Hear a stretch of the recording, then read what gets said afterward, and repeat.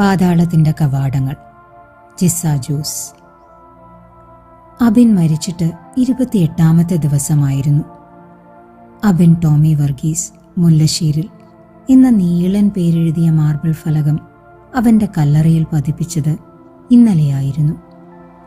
പ്രാർത്ഥനയ്ക്ക് പോകുമ്പോൾ ഞാനത് കാണുകയും ഇത്രയും നീണ്ടൊരു പേര് അവന് താങ്ങാനാവുമോ എന്ന് സംശയിക്കുകയും ചെയ്തിരുന്നു. സ്വന്തം പേരെന്താണെന്ന് അബിൻ എപ്പോഴെങ്കിലും മനസ്സിലാക്കിയിരുന്നോ? അബി എന്ന് വിളിക്കുമ്പോൾ അവൻ തലയാട്ടുന്നതും ചിരിക്കുന്നതും കണ്ണുകൾ വിടർത്തുന്നതുമൊക്കെ എൻ്റെ മാത്രം സങ്കല്പങ്ങളായിരുന്നിരിക്കണം. ഞാൻ ആ കല്ലറയ്ക്ക് മുന്നിൽ മുട്ടുകുത്തി എനിക്ക് മാത്രം കേൾക്കാവുന്ന ഒച്ചയിൽ അബി എന്ന് വിളിച്ചു. അബിൻ ടോമി വർഗീസിനെ ഞാൻ അറിയില്ലല്ലോ എന്ന് പിറുപിറുത്തു. എനിക്ക് പിറകിൽ നിന്ന് തോളത്ത് കുലുക്കി വിളിച്ച് ടോമി നന്നായിട്ടില്ലേ എന്ന് ചോദിച്ചു. എന്ത് എന്ന് ഞാൻ ഒരു നിമിഷം അമ്പരന്നു. ഈ 28 ദിവസവും നന്നായില്ലേ, നല്ലതല്ലേ എന്ന ചോദ്യങ്ങൾ എവിടെ നിന്നുണ്ടായാലും എന്നെ ഭയപ്പെടുത്തുന്നുണ്ടായിരുന്നു. അബിൻ്റെ മരണം നന്നായില്ലേ എന്നാണോ അവരുദ്ദേശിക്കുന്നതെന്ന് എനിക്കുള്ളിൽ വിറയൽ പായും. ഇന്നലെ സെമിത്തേരിയിൽ നിന്ന് മടങ്ങി വന്നതിന് ശേഷം ടോമി ഒരു യാത്ര പോകാൻ നിശ്ചയിച്ചിരിക്കുന്നതായി പറഞ്ഞു. ഇത്ര നാളും ഒരു യാത്രയും എനിക്ക് സ്വസ്ഥമായ മനസ്സോടെ പോകാൻ പറ്റിയിട്ടില്ല. വണ്ടി കയറി 10-20 കിലോമീറ്റർ കഴിയുമ്പോഴേക്കും എനിക്ക് ടെൻഷനാവും. അബിന് വല്ല പ്രയാസവും വരുമോ, നിനക്കൊറ്റയ്ക്ക് മാനേജ് ചെയ്യാൻ പറ്റുമോ എന്നൊക്കെ. ചിലപ്പോൾ ഞാൻ തിരിച്ചു വരും, പലപ്പോഴും അതിന് പറ്റാറില്ല. പക്ഷേ മനസ്സ് കലങ്ങിയും വേവലാതിപ്പെട്ടും ആ യാത്രകൾ മൊത്തം കുളമായി പോകും. അബിന് കടുത്ത അപസ്മാരമുണ്ടാവുകയോ പനിച്ചു വിറയ്ക്കുകയോ ഒക്കെ ചെയ്തിരുന്ന, എന്ത് ചെയ്യണമെന്നറിയാതെ കുഴങ്ങിയിരുന്ന ചില രാത്രികൾ എൻ്റെ മനസ്സിലേക്ക് വന്നു. അപ്പോഴൊന്നും ടോമി കൂടെ ഉണ്ടായിരുന്നില്ല. പക്ഷേ ഏതൊക്കെയോ വിദൂരദേശങ്ങളിൽ അബിനെക്കുറിച്ചോർത്ത് അശാന്തമായ മനസ്സോടെ ഉഴറുകയായിരുന്നത്രേ ടോമി. എനിക്ക് കണ്ണുകൾ നീറി. കാലം തെറ്റിപ്പറയുന്ന ചില വാക്കുകൾ നുണയായാലും സത്യമായാലും ഒരുപോലെ അപ്രസക്തമാണ്, ആവശ്യമില്ലാത്തതാണ്. അന്നേരം ഞാൻ ടോമിക്ക് ചൂടുള്ള ചപ്പാത്തി വിളമ്പുകയായിരുന്നു. 3 ഇട്ടപ്പോൾ ടോമി മതിയെന്ന് വിലക്കി. ഗ്രീൻ പീസ് കറി മസാലയിട്ട് ഇറച്ചിക്കറി പോലെ വച്ചത് രുചികരമായിരുന്നു. ഇനി നമുക്ക് ഇറച്ചിയൊക്കെ വെക്കാം, 28 ദിവസമായില്ലേ. കറിപ്പാത്രത്തിലേക്ക് മടുപ്പോടെ നോക്കി ടോമി ദീർഘമായി നിശ്വസിച്ചുകൊണ്ട് കൂട്ടിച്ചേർത്തു. അല്ലെങ്കിലും എന്തിനാണിത്തരം ആചാരങ്ങൾ? നമ്മളെല്ലാം ശരിക്ക് ചെയ്തു, നന്നായിട്ട് ചെയ്തു. അവൻ സന്തോഷമായിട്ട് പോയി. എനിക്ക് ഭക്ഷണം കഴിക്കാൻ തോന്നിയില്ല. എങ്ങോട്ടെങ്കിലും ഓടിപ്പോവണമെന്ന് ഞാൻ കൊതിച്ചു. ടോമിയും ഇറച്ചി മണമുള്ള ഗ്രീൻ പീസ് മസാലയും ഒന്നുമില്ലാത്ത ഏതെങ്കിലും ഇരുട്ടുമൂലയിൽ ഒളിച്ചിരിക്കണം. എന്നിട്ടും ഞാൻ അനങ്ങാതെ എൻ്റെ പാത്രത്തിലെ ചപ്പാത്തി പിച്ചി പറിച്ചുകൊണ്ടിരുന്നു. പിറ്റേ ദിവസം ആരംഭിക്കുന്ന യാത്രയുടെ പ്ലാൻ ടോമി വിശദമായി പറഞ്ഞു. ഏതോ ഹിൽ സ്റ്റേഷൻ. ഞാൻ അതിൽ പകുതിയും കേട്ടില്ല. എൻ്റെ പ്ലേറ്റിലെ ചപ്പാത്തികൾ കുനുകുനാ നുറുങ്ങിക്കൊണ്ടിരുന്നു. ശോശചേട്ടത്തി ഉണ്ടല്ലോ ഇവിടെ, ഞാൻ തിരിച്ചു വന്നിട്ട് അവരെ പറഞ്ഞു വിടാം. അല്ലെങ്കിലും ഇനി അവരുടെ ആവശ്യം എന്താ? നമുക്ക് ടൗണിനടുത്തേക്ക് മാറുന്നതിനെ പറ്റിയും ആലോചിക്കാം. നിനക്കെന്തെങ്കിലും തുടങ്ങണമെങ്കിൽ അതല്ലേ സൗകര്യം. ടോമി എന്നെ സന്തോഷിപ്പിക്കാനാണ് ഇങ്ങനെയൊക്കെ പറയുന്നതെന്ന് എനിക്കറിയാം. 25 വർഷങ്ങൾക്ക് മുന്നേ പൂട്ടി അടച്ചു വച്ചതൊക്കെ വീണ്ടും തുറക്കാൻ തിരക്ക് പിടിച്ച് കാത്തിരിക്കുകയാണ് ഞാനെന്നായിരിക്കും ടോമി കരുതുന്നത്. അന്നതൊന്നും ഉപേക്ഷിക്കാൻ ഞാൻ ആഗ്രഹിച്ചിരുന്നില്ല. പെട്ടെന്ന് തിരിച്ചു വരാൻ കഴിയുമെന്നോർത്ത് തന്നെയായിരുന്നു ഓരോന്നിനും അന്ന് താഴിട്ടത്. പക്ഷേ അതിങ്ങനെ നീണ്ട് അതിനെക്കുറിച്ചൊന്നും എനിക്ക് നഷ്ടബോധമില്ലെന്നോർക്കുമ്പോൾ ഞാൻ അതിശയിക്കാറുണ്ടായിരുന്നു. എൻ്റെ പാഷൻ, സ്കിൽ, ഞാൻ പരിമണികൾ ശേഖരിക്കുന്നത് പോലെ കൂട്ടിവച്ചും കൂട്ടിച്ചേർത്തും ആരംഭിച്ച എൻ്റെ ഡിസൈനിങ് സ്ഥാപനം, ലോകമറിയുന്ന സംരംഭകയാകണമെന്ന എൻ്റെ സ്വപ്നം എല്ലാം 25 വർഷം മുന്നേ ഞാൻ മാറ്റിവെച്ചു. എൻ്റെ മുൻഗണന അഭിനായി. അവനൊന്ന് നോർമലായിട്ട്, അവൻ നടക്കാൻ തുടങ്ങിയിട്ട്, മിണ്ടാൻ തുടങ്ങിയിട്ട്, സ്കൂളിൽ പോകാൻ തുടങ്ങിയിട്ട്. പിന്നെ പിന്നെ ആഗ്രഹങ്ങൾ ചുരുങ്ങി വന്നു. അവൻ സ്വന്തം കാര്യങ്ങൾ സ്വയം ചെയ്യാനെങ്കിലും തുടങ്ങിയിട്ട്. അങ്ങനെ അങ്ങനെ ദിവസങ്ങളും മാസങ്ങളും വർഷങ്ങളും. പക്ഷേ ഒരിക്കലും അവൻ മരിച്ചു കഴിഞ്ഞിട്ടെല്ലാം വീണ്ടും ആരംഭിക്കുമെന്ന് ഞാൻ സങ്കല്പിച്ചിട്ടില്ലെന്ന് ടോമിയോട് പറയണമെന്ന് ഞാൻ ആഗ്രഹിച്ചു.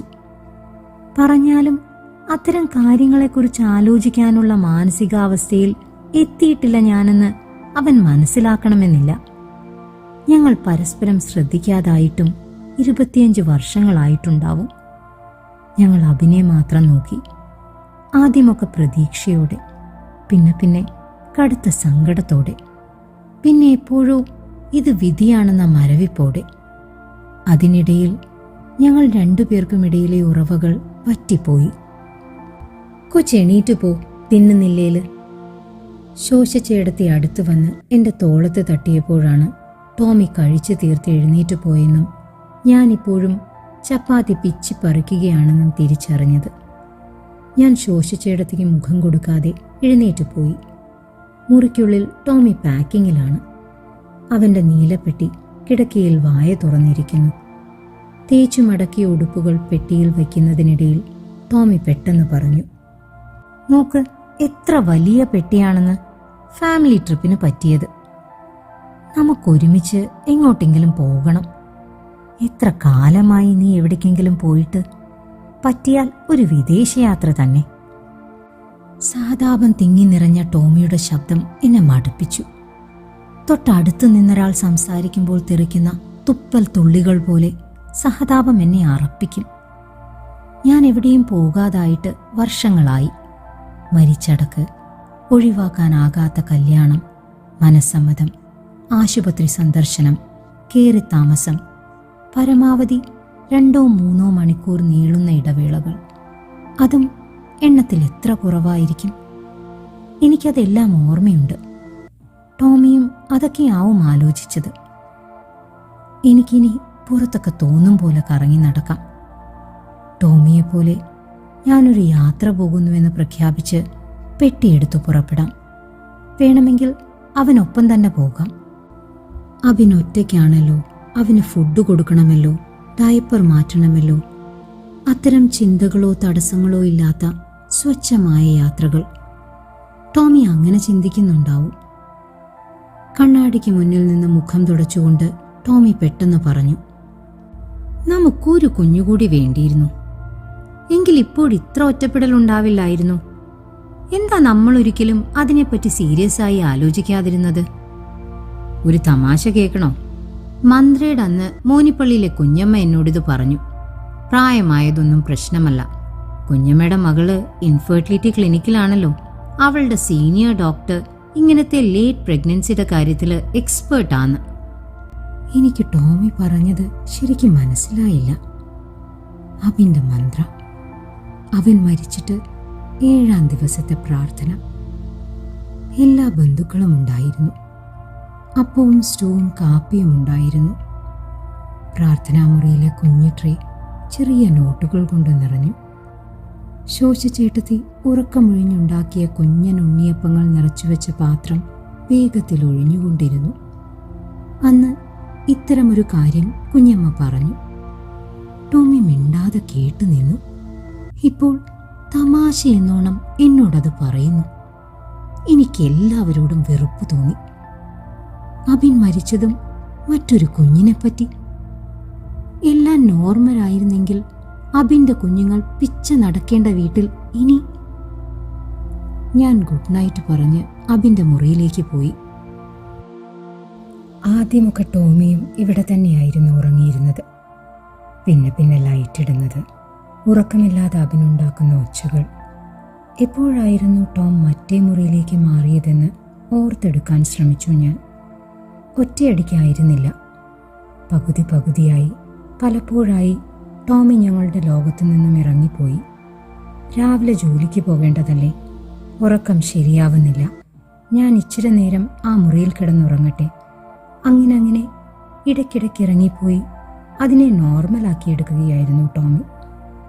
ചില രാത്രികളിൽ അബിൻ്റെ കിടക്കയിലിരുന്ന് അവനോട് മിണ്ടാൻ ശ്രമിക്കുന്ന ടോമിയോട് ഉറങ്ങാറായില്ലേ, പോയി കിടക്കൂ എന്ന് ഞാൻ തന്നെ പറഞ്ഞു വിടുന്നത്രയും സ്വാഭാവികമായി തീർന്നു ആ മാറിക്കിടപ്പ്.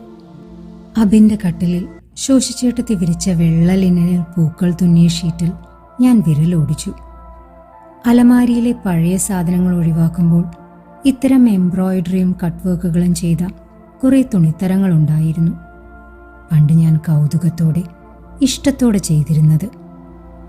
കുറേയൊക്കെ അക്കാലത്ത് എപ്പോഴെല്ലാമോ ആയി പലർക്കും കൊടുത്തൊഴിവാക്കിയിരുന്നു. ബാക്കി വന്നതെല്ലാം ആ തുറക്കാത്ത അലമാരിയുടെ തട്ടുകളിൽ കിടക്കുന്നത് ഞാൻ പോലും മറന്നുപോയി. കഴിഞ്ഞ ദിവസമാണ് ശോഷിച്ചേട്ടത്തി അതെല്ലാം പുറത്തെടുത്തത്. എല്ലാം പൊടിയടഞ്ഞും നിറം മങ്ങിയും. എന്നിട്ടും ഓരോന്നും ചെയ്തതെപ്പോഴാണെന്ന് കൂടി ഞാൻ ഓർത്തെടുത്തു. ഈ വിരി ചാക്കോളാസിൽ നിന്ന് തുണി വാങ്ങി ഒരു മഴയുള്ള ഒരു ദിവസം ഉച്ച വരെ കുത്തിയിരുന്ന് ഞാൻ ചെയ്തതാണ്. അന്ന് മഴയത്ത് മുറ്റത്ത് മുട്ടുവരെ വെള്ളം കയറി. മഴയിൽ നനഞ്ഞു കുളിച്ചാണ് ടോമിയെ നുണ്ണാൻ വന്നത്. ഇനിയും ആലോചിച്ചാൽ അന്നത്തെ വിഭവങ്ങൾ എന്തായിരുന്നു എന്ന് കൂടി എനിക്ക് ഓർത്തെടുക്കാൻ കഴിഞ്ഞേക്കുമെന്നായപ്പോൾ ഞാൻ ആലോചന നിർത്തി. ഒക്കെ കത്തിച്ച് കളഞ്ഞേക്കു ചേട്ടത്തി, പൊടിയും തുമ്മലും സഹിക്കാനാവാതെ ഞാൻ പറഞ്ഞു. പക്ഷേ ശോഷിച്ചേട്ടത്തി ഒന്നും നശിപ്പിച്ചില്ല. എത്ര ഭംഗിയുള്ളതാ, എന്തോരം കഷ്ടപ്പെട്ട് തച്ചതാ എന്നൊക്കെ പറഞ്ഞ് എല്ലാം കഴുകി ഉണക്കിയെടുത്തു. സ്റ്റോർ റൂമിലിട്ടിരുന്ന തയ്യൽ മെഷീൻ വെളിച്ചമുള്ളിടത്തേക്ക് വലിച്ചിട്ട് പൊടി തട്ടി ഓയിലൊഴിച്ച് 2 ചെറിയ ബെഡ്ഷീറ്റുകൾ കൂട്ടിത്തുന്നി പുതിയ ബെഡ്ഷീറ്റാക്കി. ഒരു ഭാഗത്ത് ലാവൻഡറും മറുഭാഗത്ത് ബേബി പിങ്കും നിറമുള്ള പൂക്കൾ. പക്ഷേ ആ ചേർച്ചയില്ലായ്മയ്ക്കും എന്തൊരു ഭംഗിയാണിപ്പോൾ. അബിനുള്ളപ്പോൾ ഒരിക്കലും കിടക്കയിൽ നല്ല വിരികൾ വിരിക്കാൻ പറ്റാറില്ലായിരുന്നു. അവൻ വളഞ്ഞു പിരിഞ്ഞ നീളമുള്ള കാലുകൾ കൊണ്ട് സദാ കിടക്കയിൽ തല്ലിക്കൊണ്ടിരിക്കും. ഉള്ളിലേക്ക് മടങ്ങിയ കൈവിരലുകൾ കൊണ്ടും അവൻ അത് തന്നെ ചെയ്യും. വിരിച്ചു കിടത്തുമ്പോൾ തന്നെ ഷീറ്റ് ചുളുങ്ങിപ്പോവും. പഴകിയ ഷീറ്റുകൾ മാത്രമായിരുന്നു അബിന് വിരിച്ചു കൊടുത്തിരുന്നത്. എനിക്ക് കുറ്റബോധം തോന്നി. നല്ലതൊന്നും അവന് വേണ്ടി കരുതിയില്ല. നല്ല ഉടുപ്പുകൾ, നല്ല വിരിപ്പുകൾ, നല്ല ഭക്ഷണം, ഒന്നും. പ്രായം കൂടി വന്നതോടെ അവൻ്റെ ശരീരം നീളുകയും കൈകാലുകൾ കൂടുതൽ കൂടുതൽ വളയുകയും ചെയ്തു. ഷർട്ടും ബനിയനുമൊക്കെ ഇട്ടു കൊടുക്കുന്നത് പോലും പ്രയാസമായി. വളരെ ലൂസായ ടീഷർട്ടുകൾ, മിക്കതും ടോമിയുടെ പഴയത്, വളരെ വലിയ ബർമൂഡ, അതൊക്കെ ഇട്ട് പഴകിയ നരച്ച ഷീറ്റ് വിരിച്ച ഈ കിടക്കയിൽ അവൻ്റെ വളഞ്ഞു പിരിഞ്ഞ ഉടൽ. അവൻ അവിടെ കിടക്കുന്നുണ്ടെന്ന് എനിക്കൊരു മാത്ര തോന്നി. അതിനൊപ്പം അവരെങ്ങനെയാണ് അവനെ ശവപ്പെട്ടിയിൽ കിടത്തിയതെന്ന വിട്ടുമാറാത്ത സംശയവും എന്നെ അലട്ടി. ഞാൻ സെഡേഷനിലായിരുന്നു. ഉണരുമ്പോൾ പെട്ടിക്കുള്ളിൽ പൂക്കൾക്കിടയിൽ വെളുത്ത ഉടുപ്പുകളിട്ട് അവൻ നിവർന്നു കിടക്കുന്നു. നേരിയ ചിരി ആ ചുണ്ടുകളിലുണ്ടെന്ന് എനിക്ക് തോന്നി. അവൻ്റെ വളഞ്ഞു പിരിഞ്ഞ ദേഹം എങ്ങനെ നിവർന്നുവെന്നാണ് ആ നിമിഷം ഞാൻ ഓർത്തത്. ഈ ദിവസങ്ങൾക്കിടയിൽ 1-2 വട്ടം ഞാനത് ശോഷിച്ചേട്ടത്തിയോട് ചോദിച്ചിട്ടുണ്ട്. അവരെൻ്റെ കൈകളിൽ അമർത്തിപ്പിടിച്ചു. അവൻ നന്നായി ഒരുങ്ങി കർത്താവിനടുത്തേക്ക് തിരിച്ചുപോയെന്ന് ആശ്വസിക്കൂ എന്ന് മന്ത്രിച്ചു. എനിക്ക് ആശ്വാസമുണ്ടായില്ല. കർത്താവിനരികിൽ അവൻ ഏത് രൂപത്തിലായിരിക്കും? 26 വയസ്സുള്ള സൗന്ദര്യവും ആരോഗ്യവുമുള്ള യുവാവ്. എങ്കിൽ അവിടെ ചെല്ലുമ്പോൾ എനിക്കവനെ തിരിച്ചറിയാനാകുമോ? സാമാന്യത്തിലധികം തടിയുമായി 2 ദിവസം മുഴുവൻ എന്നെ വേദനിപ്പിച്ചിട്ടായിരുന്നു അവൻ പുറത്തു വന്നത്. പ്രസവിച്ചതിൻ്റെ പിറ്റേന്ന് അമ്മ കുളിമുറിയിലേക്ക് മാറിയ ഒരു നിമിഷം വെളുത്തു തുടുത്ത കുഞ്ഞിനെ പേടിയോടെ കയ്യിലെടുത്ത് എൻ്റെ നെറ്റിയിൽ ടോമി തലോടിയ നിമിഷം ഞാൻ ഇപ്പോഴും ഓർത്തിരിക്കുന്നു. എനിക്ക് നിന്നെ കെട്ടിപ്പിടിച്ചുമ്മ വയ്ക്കാൻ തോന്നുന്നു. വിറയലാർന്ന ശബ്ദത്തിൽ അത് പറയുമ്പോൾ ടോമിയുടെ കണ്ണുകൾ നിറഞ്ഞിരുന്നു. ഉമ്മ എനിക്ക് വേണ്ട, ഇവന് കൊടുക്കൂ. ഇളം റോസ് നിറമുള്ള കുഞ്ഞി കൈകളിൽ വിരൽ കൊരുത്ത് അഭിമാനത്തിലും പ്രണയത്തിലും നിറഞ്ഞു തുളുമ്പിക്കൊണ്ട് ഞാൻ പറഞ്ഞു, പ്രൗഡ് പേരൻസ്. എത്ര വേഗം അതെല്ലാം അവസാനിച്ചു. ചവിട്ടി നിന്ന ലോകം കീഴ്മേൽ മറിഞ്ഞതുപോലെ. എന്നിട്ടും വീഴാതെ അതിനുള്ളിൽ തലകുത്തി നിന്ന വർഷങ്ങൾ. എത്ര വേദനകരമായ ശീർഷാസനമായിരുന്നു അത്. എല്ലാവരും പറഞ്ഞു, ബെല്ലയെയും ടോമിയെയും സമ്മതിക്കണം. എത്ര കൂളായി, നോർമലായി അവർ ഈ അവസ്ഥയെ സ്വീകരിച്ചു. ഒട്ടും കൂളായിരുന്നില്ല, ഒന്നും നോർമലായിരുന്നില്ല. തല കുത്തനെ നിൽക്കുകയായിരുന്നു. ഒരു റോളർ കോസ്റ്ററിൽ ശരവേഗത്തിൽ കറങ്ങുന്നത് പോലെ. നിരന്തരം തല പൊട്ടിത്തെറിക്കുകയും ഉടലാസകലം ചിന്നിച്ചിതറുകയും ചെയ്തുകൊണ്ടിരുന്നു. ആരെയും അറിയിച്ചില്ലെന്ന് മാത്രം. ഇവിടെയാണോ കിടക്കുന്നത്? എന്നാൽ ഓക്കെ, വെളുപ്പിനെ ഞാൻ പോകും. ലൈറ്റ് ഇട്ടിട്ട് നിനക്ക് ഡിസ്റ്റർബൻസ് ആകണ്ട. Good night. 2 ദിവസം കഴിഞ്ഞ് ഞാൻ തിരിച്ചെത്തും. പിന്നീട് നമുക്ക് എല്ലാം ഒന്ന് ചിട്ടപ്പെടുത്തണം, ചില ഡിസിഷൻസ് എടുക്കണം. എനിക്ക് വല്ലാതെ തോന്നി. ഇത്തരം സ്നേഹപ്രകടനങ്ങൾ ഞാൻ ആഗ്രഹിക്കുന്നില്ല. നിനക്ക് ഞാൻ പോകുന്നതിൽ പ്രയാസമില്ലല്ലോ എന്ന് ടോമി ചോദിച്ചു. ശോശച്ചേട്ടത്തി ഉണ്ടല്ലോ, നീ അവർക്കൊപ്പം കംഫേർട്ടാണെന്ന് എനിക്കറിയാം. മെല്ലെ മെല്ലെ നമ്മൾ നോർമലായി മതിയാവൂ. ബെല്ലേ, എന്റെ യാത്ര അതിനുള്ള ശ്രമമാണ്. നീയും അതിന് തയ്യാറാവണം. ഞാനില്ലാത്ത ദിവസങ്ങളിൽ നീ അതിന് ശ്രമിക്കൂ. ശ്രമിക്കുമെന്ന് മനസ്സിൽ നിശ്ചയിക്കൂ. ടോമി എന്റെ തോളത്ത് തട്ടി ഗുഡ് നൈറ്റ് പറഞ്ഞു പോയി. എന്തൊക്കെ നാടകങ്ങളാണെന്ന് ഞാൻ അമ്പരന്നു. ഇത്തരം വാക്കുകൾ, ഈ വാചകങ്ങൾ, ഇതെല്ലാം എങ്ങനെയാണ് ഒരാളുടെ മുഖത്ത് നോക്കി പറയുക? മോട്ടിവേഷണൽ ക്ലാസ്സിലോ സൈക്കോളജിസ്റ്റിന്റെ മുന്നിലോ ഇരിക്കുകയാണ് ഞാനെന്ന് ടോമി കരുതുന്നുണ്ടോ? അവൻ നോർമലല്ലേ എന്ന് എനിക്ക് ആദ്യമായി സംശയം തോന്നാൻ തുടങ്ങി. രാവിലെ ടോമി പോകുന്നതിൻ്റെ ഒച്ചയനക്കങ്ങളൊക്കെ കേട്ടെങ്കിലും ഞാൻ എഴുന്നേറ്റില്ല. ശോശച്ചേട്ടത്തെ കട്ടനുണ്ടാക്കി കൊടുത്തിരിക്കും. അന്ന് പകൽ ഉച്ചയൂണിന് തൈരും കടുമാങ്ങിയും ഇച്ചിരി തോരനും മതിയെന്ന് നിശ്ചയിച്ചതുകൊണ്ട് ഞങ്ങൾ രണ്ടുപേരും വെറുതെ ഇരിക്കുകയായിരുന്നു.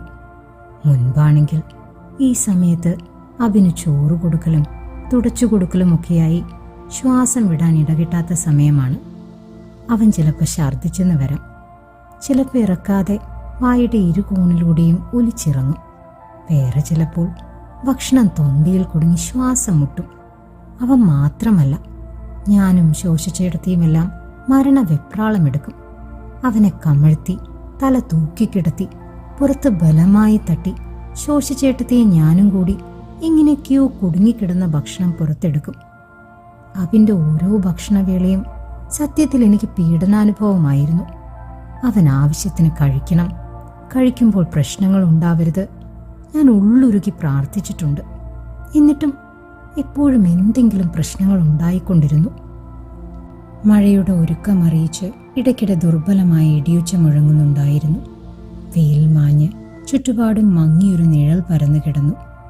ബെല്ലേ, ഞാനൊന്ന് പറയട്ടെ എന്ന് പെട്ടെന്ന് ശോശച്ചേട്ടത്തി എന്തോ പറയാനൊരുങ്ങിയപ്പോൾ അവരെന്നെ ഉപദേശിക്കാൻ തുടങ്ങുകയാണോ എന്ന് ഞാൻ ഭയന്നു.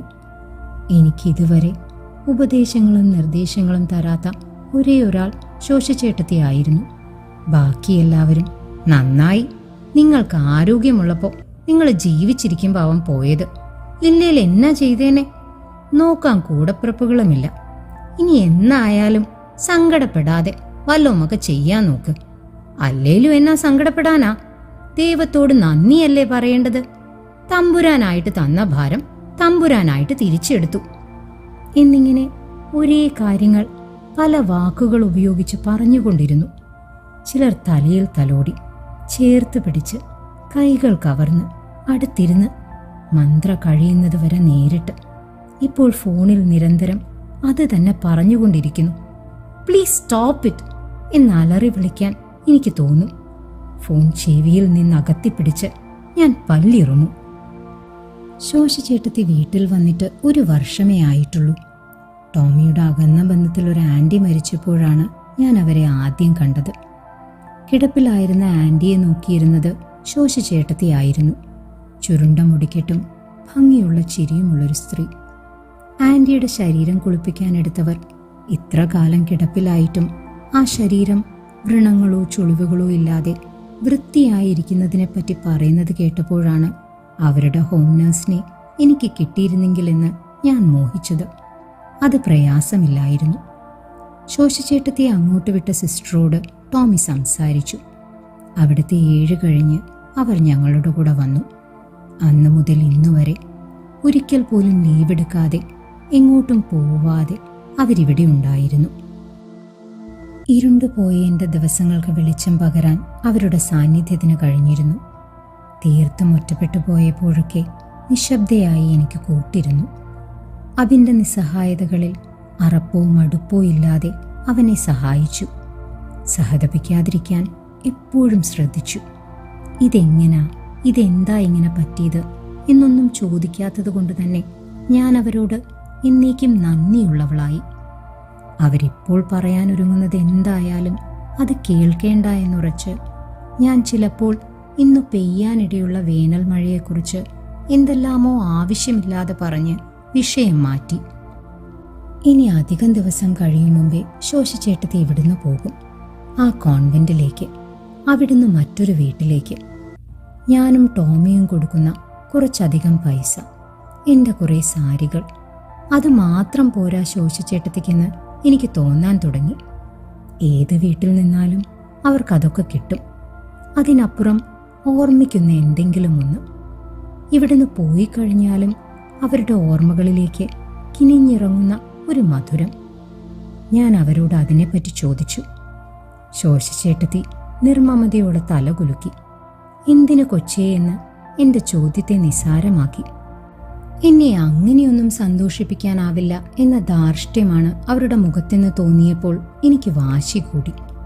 തീർച്ചയായും ഞാൻ നിങ്ങൾക്ക് എന്തെങ്കിലും തരും, അതെൻ്റെ അവകാശമാണ്. എന്തു വേണം എന്ന് നിങ്ങൾ പറഞ്ഞേ മതിയാവൂ. ഒരു ഔട്ടിംഗ്. പെട്ടെന്ന് ശോശച്ചേട്ടത്തി പറഞ്ഞപ്പോൾ ഞാനൊന്ന് ഞെട്ടി. എന്തെങ്കിലും സാധനങ്ങൾ ആവശ്യപ്പെടുമെന്നായിരിക്കുമോ ഞാൻ പ്രതീക്ഷിച്ചത്? എനിക്ക് കൊടുക്കാൻ എളുപ്പമുള്ളത്. അത് കാണുമ്പോഴൊക്കെ വിധേയത്വത്തോടെ ശോശച്ചേട്ടത്തി എന്നെ ഓർമ്മിക്കണമെന്നും ഞാൻ ആഗ്രഹിച്ചിരിക്കാം. എനിക്ക് ലജ്ജ തോന്നി. ഞാൻ എപ്പോഴോ കൊടുത്ത of white cut work sari ഉടുത്ത് മുടി അയച്ചു കെട്ടി ശോശച്ചേട്ടത്തി ഒരുങ്ങി വന്നപ്പോൾ അവർ വേറൊരാളാണെന്ന് എനിക്ക് തോന്നി. സ്റ്റൈലായിരിക്കുന്നു എന്ന് പ്രശംസിച്ചപ്പോൾ അവർ ഒട്ടും ദയയില്ലാതെ ഇപ്പോൾ ബെല്ലയെ കണ്ടാലാണ് ഇവിടുത്തെ പണിക്കാരി എന്ന് തോന്നുക എന്നെന്നെ ശാസിച്ചു. രാവിലെ കുളിച്ചിട്ടിട്ട അതേ നരച്ച ചുരിദാർ, അലങ്കോലമായ മുടി. എനിക്ക് ഒരുങ്ങാനോ ഉടുപ്പുകൾ മാറ്റാനോ തോന്നിയില്ല. ഇതെനിക്ക് വേണ്ടിയുള്ള ഔട്ടിംഗ് അല്ലല്ലോ. എനിക്ക് വേണ്ടിയല്ലാത്തതിന് ഞാൻ തയ്യാറെടുക്കേണ്ടതുമില്ല. വണ്ടിയുടെ താക്കോൽ തപ്പിയെടുത്ത് വാതിൽ പൂട്ടി ഞങ്ങൾ ഇറങ്ങി. ഡ്രൈവിംഗ് സീറ്റിലേക്ക് കയറാൻ ഒരുങ്ങുമ്പോഴാണ് ശോശച്ചേട്ടത്തി ഞാൻ ഡ്രൈവ് ചെയ്യട്ടെ എന്ന് ചോദിച്ചത്. എനിക്ക് പേടിയായി. ഇവർക്ക് ഡ്രൈവിംഗ് അറിയുമോ? അറിയുമെങ്കിൽ തന്നെ ടോമി കണ്ണിലെ കൃഷ്ണമണി പോലെ സൂക്ഷിക്കുന്ന വണ്ടി ഇവർക്ക് കൊടുത്തിട്ട് ഞാൻ പോലും ഭയത്തോടെ ഇതെടുക്കാറുള്ളൂ. ബെല്ല പേടിക്കണ്ട, ഞാൻ വളരെ എക്സ്പേർട്ടാണ്. ഇപ്പോൾ തൊട്ടിട്ട് വർഷങ്ങളായെന്നേ ഉള്ളൂ. ഞങ്ങൾ 4 പെൺമക്കളായിരുന്നു. കല്യാണം കഴിയുന്നത് വരെ വീട്ടിലെ വണ്ടികളൊക്കെ ഞാനായിരുന്നു സ്ഥിരം എടുത്തിരുന്നത്. അപ്പൻ്റെ ഡ്രൈവിംഗ് തീരെ പോരാ. ഞാൻ അറിയാതെ താക്കോൽ നീട്ടി. ഇടുങ്ങിയ ഗേറ്റിലൂടെ അവർ അനായാസമായി വണ്ടി ഇറക്കുന്നത് അത്ഭുതത്തോടെ ശ്രദ്ധിച്ചു. ടച്ച് വിട്ടുപോയതിൻ്റെ പ്രശ്നമേ ഉള്ളൂ കൊച്ചേ.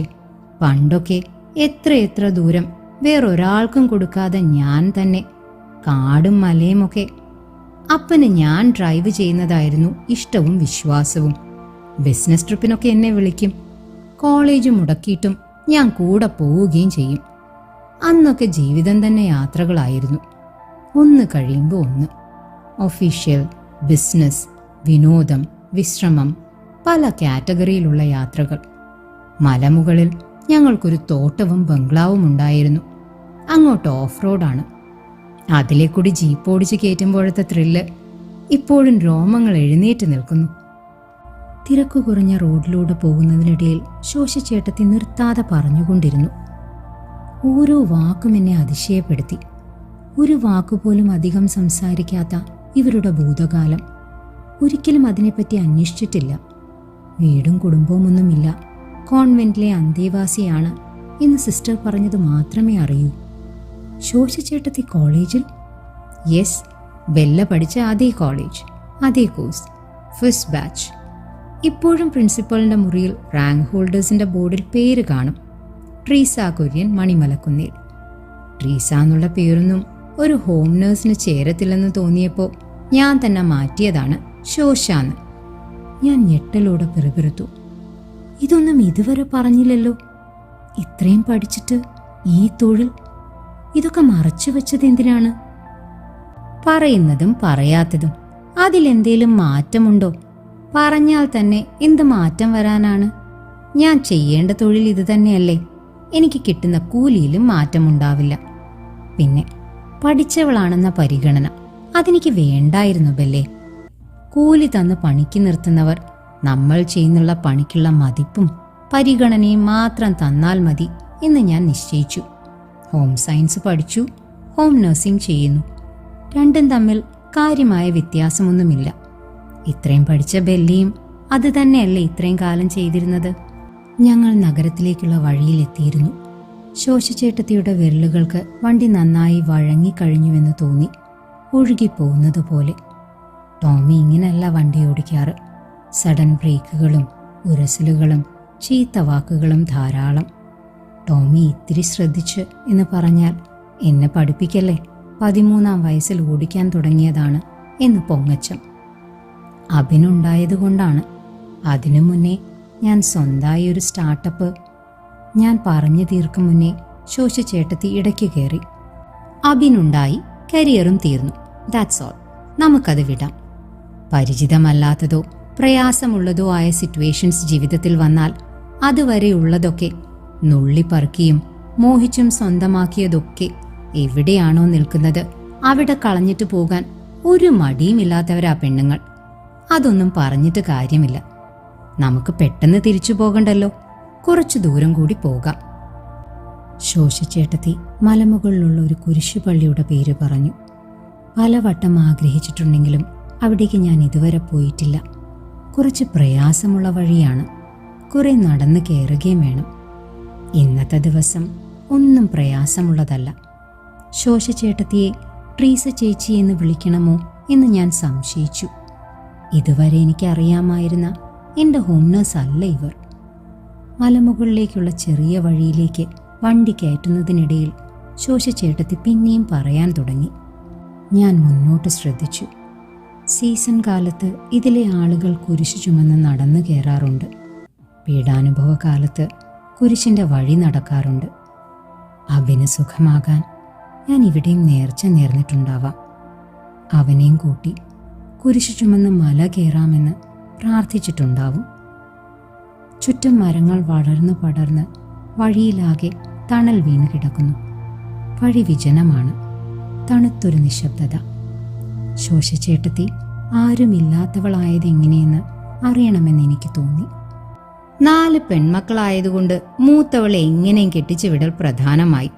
ബിസിനസ് തകർച്ചയൊക്കെ മറച്ചു വെച്ചിട്ടായിരുന്നു എൻ്റെ കെട്ട്.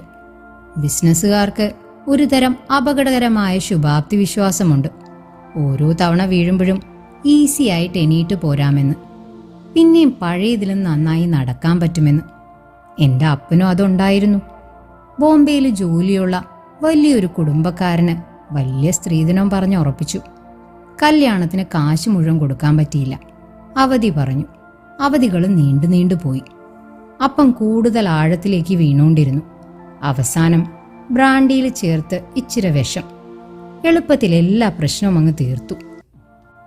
പറയുമ്പോൾ ശോശച്ചേട്ടത്തിയുടെ ശബ്ദമിടറുകയോ കണ്ണുകൾ നിറയുകയോ ചെയ്തില്ല. മറ്റാരുടെയോ കാര്യം പറയുന്നത് പോലെ, പത്രത്തിലെ വാർത്ത വായിക്കുന്നത് പോലെ. എൻ്റെ കഥ രസമുണ്ടോ ബെല്ലേ? ഞാനതൊക്കെ മറന്നിരുന്നു. ഇപ്പം ഈ വണ്ടിക്കകത്തെ തണുപ്പ്, സ്റ്റിയറിങ്ങിൻ്റെ മിനുമിനുപ്പ്, ഡീസലിൻ്റെ മണം, ഇതൊക്കെ ആയപ്പോൾ പഴയതെല്ലാം കൂടി തിരിച്ചു വന്നു. എനിക്കതൊന്നും രസമായിട്ട് പറഞ്ഞ് ഫലിപ്പിക്കാനൊന്നും വശമില്ല. ശരിക്കും പറഞ്ഞാൽ BGM-ഉം എഫക്ട്സും ഒക്കെ ഇട്ട് പൊലിപ്പിക്കേണ്ടതാ. അവർ പൊട്ടിച്ചിരിച്ചു. എനിക്ക് കരച്ചിൽ വന്നു. ടാറിട്ട റോഡ് അവസാനിച്ചിടത്ത് ശോശച്ചേട്ടത്തി വണ്ടി ഒതുക്കി. മുകളിലേക്ക് വാഹനം പോകുന്ന വഴിയുണ്ട്. പക്ഷേ കുത്തനെയുള്ള കയറ്റമാണ്. ലെവലില്ലാതെ കുണ്ടും കുഴിയും കല്ലുമായി കിടക്കുന്നു. കാണുമ്പോൾ കൊതിയാകുന്നു. ഇത്തരം വഴികളിലൂടെ വണ്ടി ഓടിക്കാനാ എനിക്കിഷ്ടം. പക്ഷെ വണ്ടിക്ക് ചില്ലറ പോറലും പരുക്കുമൊക്കെ പറ്റും. ടോമിക്ക് ഇഷ്ടപ്പെടുകയില്ല. നമുക്ക് നടന്നു കയറാം, അല്ലേല് ഇവിടെ വല്ല മരച്ചുവട്ടിലും ഇരിക്കാം. വണ്ടിയിൽ നിന്ന് ഇറങ്ങുന്നതിനിടയിൽ അവർ പറഞ്ഞു. എനിക്ക് മുകളിലേക്ക് കയറണമെന്നില്ലായിരുന്നു. ഇനിയൊന്നും പ്രാർത്ഥിക്കാനില്ല, ഒരു നേർച്ചയും വീട്ടാനില്ല. എനിക്ക് പ്രാർത്ഥിക്കാനൊന്നുമില്ല. സത്യം പറഞ്ഞ വർഷങ്ങൾക്ക് ശേഷം ഞാൻ പള്ളിയിൽ കയറിയത് അബിൻ്റെ അടക്കിനാ. അതും പ്രാർത്ഥിക്കാനല്ല, അവനെ യാത്രയാക്കാൻ. അവൻ എന്നെ തിരിച്ചറിയത്തില്ലേലും എനിക്ക് അവനെ അറിയായിരുന്നല്ലോ. ശോശച്ചേട്ടത്തിയും അത് തന്നെ എന്നോട് പറഞ്ഞു. എൻ്റെ കൈകളിൽ വിരൽ കോർത്തു. ഞങ്ങൾ റോഡിൽ നിന്ന് നോക്കിയാൽ കാണാവുന്ന ഒരു മരത്തണലിലിരുന്നു. അധികം കാട്ടിനുള്ളിലേക്ക് പോകാത്തതാണ് നല്ലതെന്ന് അവർ പറഞ്ഞു. സാരിയുടെ ഞൊറികൾ വൃത്തിയായി പിടിച്ചുവെച്ച് കാൽമുട്ടുകൾ ഉയർത്തിയുള്ള ആ ഇരിപ്പിൽ ശോശച്ചേട്ടത്തി അതീവ സുന്ദരിയും പ്രൗഢയുമാണെന്ന് എനിക്ക് തോന്നി. ട്രീസ കുര്യൻ മണിമലക്കുന്നേൽ. ഞാൻ ഒച്ചയില്ലാതെ മന്ത്രിച്ചു. ആ വീട്ടുപേരെനിക്ക് പരിചയമുണ്ട്. ഞങ്ങളുടെ കോളേജിന് മുന്നിലൂടെ മണിമലക്കുന്നേൽ എന്നു പേരുള്ള ചുവന്ന ബസ്സുകൾ ഓടിയിരുന്നു. അതോ സ്കൂളിൽ പഠിക്കുമ്പോഴായിരുന്നു? ആ ബസ്സുകളായിരുന്നു സ്റ്റാൻഡിൽ അധികവും. ചുവപ്പിൽ വെള്ള വരകളുള്ള ബസ്സുകൾ. ശോശച്ചേട്ടത്തിയുടെ ഇപ്പോഴത്തെ ഈ മെറ്റമോഫസിസിനെ കുറിച്ച് ടോമിയോട് പറഞ്ഞാൽ വിശ്വസിക്കുമോ? ഇല്ല. എന്ത് ധൈര്യത്തിലാണ് അവർക്ക് വണ്ടി കൊടുത്തതെന്ന് കലഹിക്കും. ഞാനിതൊരിക്കലും ടോമിയോട് പറയാൻ പോകുന്നില്ല. എനിക്കും 2 മക്കളുണ്ടായിരുന്നു ബെല്ലെ. ഇളയവനുണ്ടായിരുന്നേൽ അതിൻ്റെ പ്രായമായേനെ. ബോംബെയിൽ ഡയേറിയ പോലത്തെ ഒരു രോഗം പടർന്ന സമയത്ത് 2 പേരും ന്യൂമോണിക് പ്ലേഗ് എന്നോ മറ്റോ ആയിരുന്നു അതിൻ്റെ പേരെന്ന് പിന്നെ വായിച്ചു. കുഴപ്പമില്ല, മാറിക്കോളും, വഴിയിന്ന് കണ്ണി കണ്ടതൊക്കെ വാങ്ങിച്ച് തിന്നിട്ടാ എന്ന് പറഞ്ഞ് അയാൾ നിസ്സാരമാക്കി. എൻ്റെ കയ്യിൽ 5 പൈസയില്ല. അവസാനം വളരെ വൈകി ആശുപത്രിയിൽ കൊണ്ടുപോകുമ്പോഴേക്കും ഒക്കെ തീർന്നു. ശോശച്ചേട്ടത്തിയുടെ കണ്ണുകളിൽ നീർത്തിളക്കമുണ്ടെന്ന് എനിക്ക് തോന്നിയതാവും. അവർ പിന്നെയും പറഞ്ഞു. കൊടുക്കാത്ത സ്ത്രീധന ബാക്കിയും തകർന്നടിഞ്ഞുപോയി അപ്പൻ ആത്മഹത്യ ചെയ്ത കുടുംബവും പോരെ ജീവിതം നരകമാകാൻ. ആത്മാഭിമാനം എന്നൊരു സംഗതിയെപ്പറ്റി ഞാൻ മറന്നേ പോയി. അയാൾ തല്ലത്തില്ല, ഒന്നും പറയത്തില്ല. പകരമെന്നും എൻ്റെ കയ്യിലെ നഖങ്ങള് വാതിലിൻ്റെ ഇടയിൽ വെച്ച് വാതിലടയ്ക്കും, തുറക്കും. അതായിരുന്നു ആ മനുഷ്യൻ്റെ ഏറ്റവും വലിയ സന്തോഷം. ഞാൻ വേദനിച്ച് പിടയുമ്പോൾ ഊറിച്ചിരിക്കും. അവർ 2 കൈപ്പത്തികളും നിവർത്തിപ്പിടിച്ച് എനിക്ക് കാണിച്ചു തന്നു. നീല ഛവിയുള്ള നഖങ്ങൾ. ഞാനിത് മുമ്പും ശ്രദ്ധിച്ചിട്ടുണ്ട്. വല്ല അസുഖവുമായിരിക്കുമോ എന്ന് സംശയിച്ച് ടോമിയോട് പറഞ്ഞിട്ടുണ്ട്. പകരുന്ന സൂക്കേടൊന്നുമല്ല, പ്രായമാവുമ്പോൾ ചിലരുടെ നഖങ്ങൾ ഇങ്ങനെ എന്ന് ടോമി പറഞ്ഞത് കേട്ട് സമാധാനിച്ചിട്ടുണ്ട്. എത്ര വർഷം കഴിഞ്ഞു, നഖമൊക്കെ എത്ര വളർന്നു, എത്ര വട്ടം മുറിച്ചു. എന്നിട്ടും പുതുതായി വരുന്ന നഖത്തിനും ആ ചതഞ്ഞ് നീലിച്ച നിറം.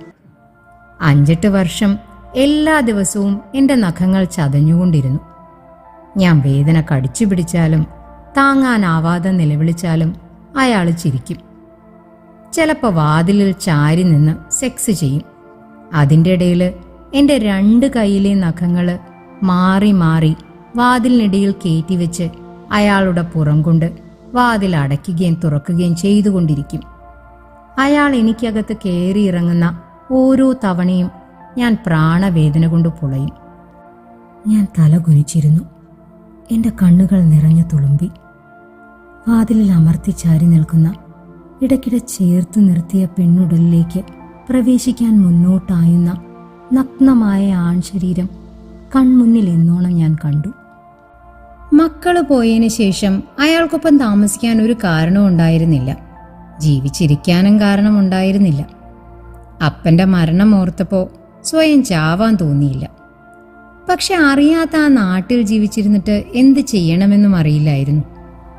അയാൾക്കൊപ്പം ജീവിച്ച വർഷങ്ങൾ എൻ്റെ അന്തസ്സ് മാത്രമല്ല നശിപ്പിച്ചത്, ധൈര്യവും കൂടിയായിരുന്നു.